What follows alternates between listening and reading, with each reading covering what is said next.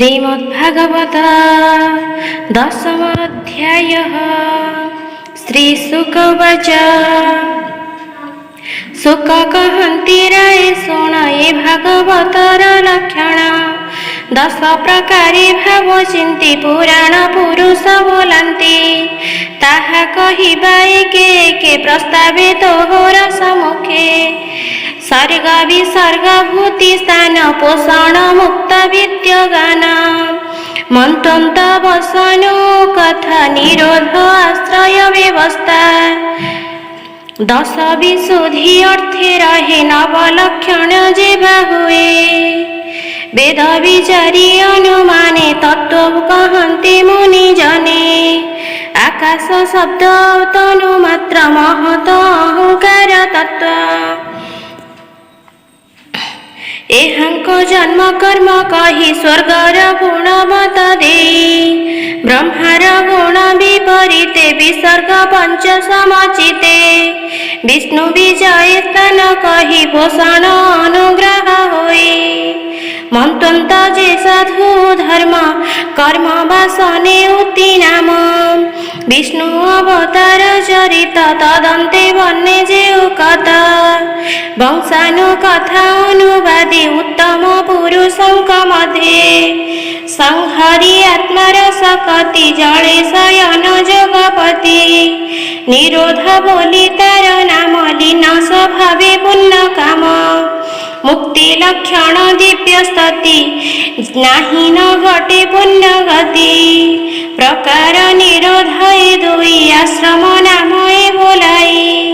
से परमात्मा नर हरि एबे अशेष घटे पुरी। तार सकाश जीवलोक तेणु बोलाई अधार्मिक।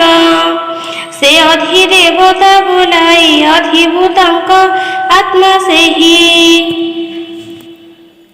ए भावे एक एक तर कही न लक्षी परापर। सर्व आश्रय तार नाम पुरुभूत पुरुष नाम। जे सेते बेले अंड भेदी बाहर होई गुण निधि। आत्मार स्नान विषय चिंता करी स्वभावे जड़ रूप धरी। पुरुष नाम नर हेला तहिरे नारी से व्यापिला। से जड़ मध्य माया धर बंदेली सहर्ष वत्सर।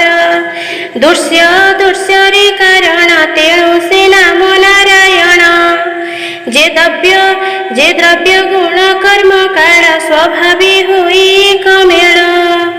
जहानुग्रहे पूजन्ति जहानुग्रहे लीन जन्ति। से जोग माया कल्पे उठी आनी कल्पई नाना सृष्टि। सुवर्णमयता शरीर भ्रम इतिधा अहंकार। अति दैवत आध्यात्मिक अधिभूतंक अधिरेक। गुण पुरुष वीर्य बड़े द्विविध विधि बहे वेळे। अन्ते शरीर शून्य भजे आकाश गुणमय सूर्ये। ए चारि भाव प्राण जात 10 प्राणींकर मूलनाथ। चलन्ति जार अनुपथे अशेष प्राणी अंतर्गते। राजांको जेन्हे आश्रय करी सेवक पथ अनुसारी। मूल कमल से पथे प्राणींके ब्रह्मरंध्र पथे। प्राणींक आतजात श्रमे क्षुधा पूजे तृषा भ्रमे। क्षुधा तृषार मार्ग मुख एणु सर्जिल अग्रे मुख। मुखर मूळे ताड़ु जात ता संगे रसना संयुक्ता। तार संयोगे नाना रसे आस्वादे आत्मार विशेषे। शब्दर अर्थ पूर्ण करे अग्नि रक्षण वाद्य धरे। सूचि सुगंध भोग फले नासा विभरे वायु बळे। आघ्राण अर्थे उपजिले तक्षणे गंधवाह बोले। आत्मार देखी अंधकार ब्रह्मा सर्जिले अंधकार। ज्योति सर्जिला रक्षपणे दृष्टि प्रकारे 10 गुणे। देव पुरुषंकर वचने विधाता देहि अनुमाने।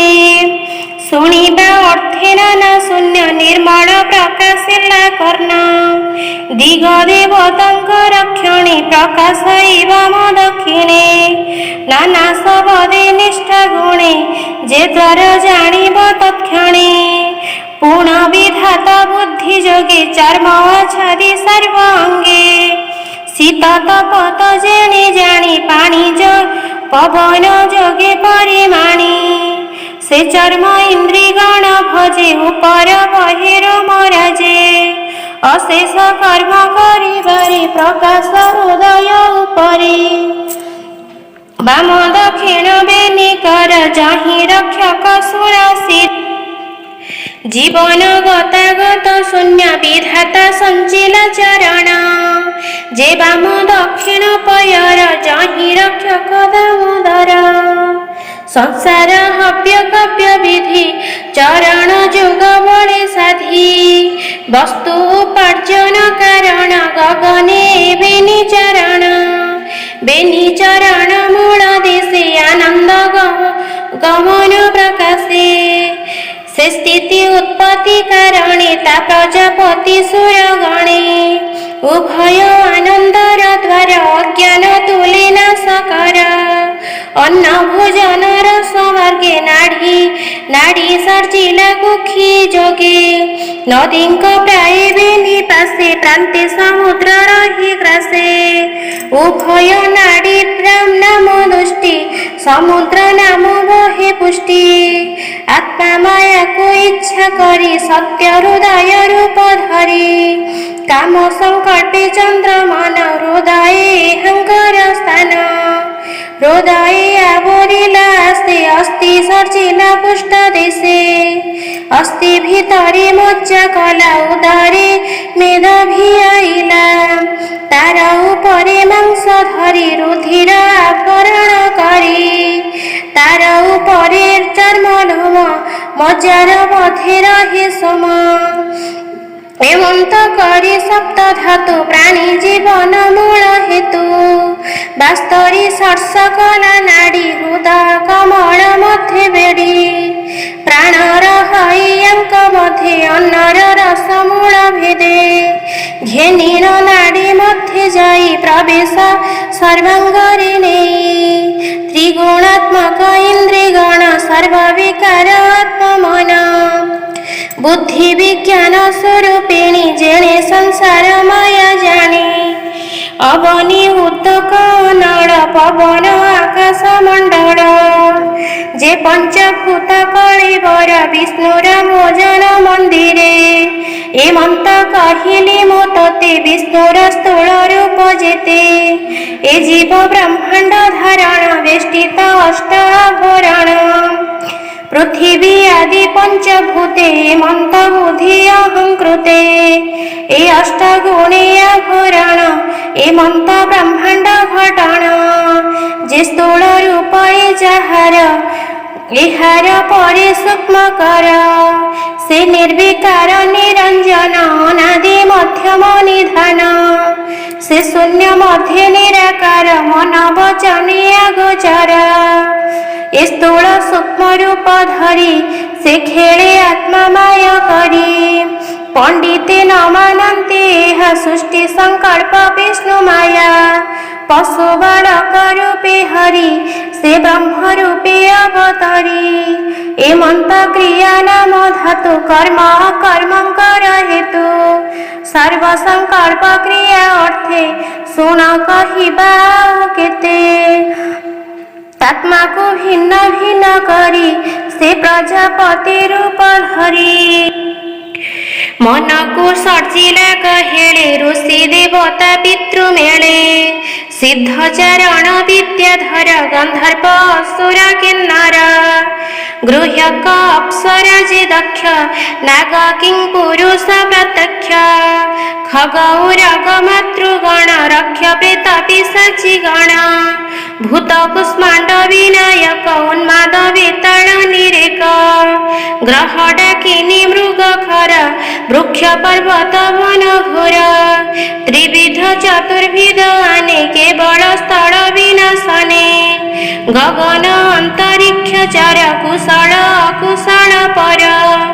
एते प्रकार नाम गति आत्मार बळे प्रजापति गुण प्रभेद तीन लोक के देव दानव नरक सत्य स्वरूप सुर रूप होई लक्ष्य मनुष्य संभव तम गुण रे अधोगति पापिष्टे तहि विश्रामन्ते ए तीन लोक तीन गति भावे सचिला प्रजापति से गुण चित्र प्राय होई स्वभावे भिन्न भिन्न देहि एक न गणिले निश्चले रहि न पारिले ता देखि प्रभु नर हरि तक्षणे धर्म रूप धरि विश्व को पालिबार अर्थे देव मनुष्य पशु जेते ए तीन भावे भगवान रक्षा पोषण करि स्थान सुख संभवे दिन हरे जे विधि संसार व्यवहारे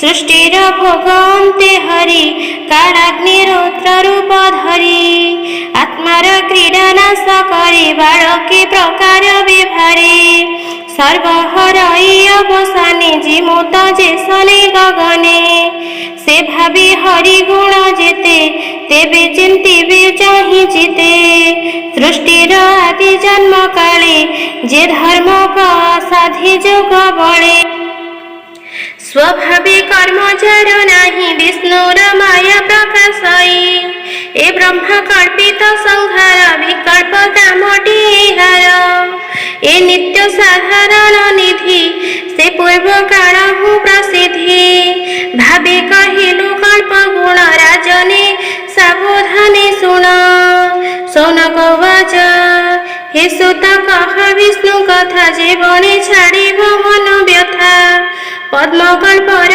कथा कह जेणे न गले भव मोह से दुर्गधन दुष्ट वाणी विदुर सभा मध्य शुणी कुटुंब आशा दूर करी बने पशिला कि विचारी पृथ्वी करी पर्यटन वन पर्वत घुरावन कैवल्य भावे इच्छा कला अनेक तीर्थ से भ्रमिला मैत्रेय मुनि संगे तार काही होइला एक स्वर ब्रह्म संवाद विनि जने करी बंचिले केउ स्थाने विदुर विचारिले जेते मैत्रेय बुझिले जे मन्ते पुणी से बंधु त्याग सुखे मिलिला हस्तिना कटके परीक्षा वाक्य जीते घेनी जहा कहिले सुख मुनि से प्रश्न अनुसारी जेते सुख कहिबा भागवते सुख सौनक संपादन शुणन्ते न लागई विघ्न द्वितीय स्कंदे भागवते अमृत रसमय गीत सुजने चिप्राणींकर हित कहिला दास जगन्नाथ इति श्रीमद्भागवते महापुराणे पारमहंस्यां संहितायां 82 द्वितीय स्कन्धे दशलक्षण कथने नाम 10 अध्यायः।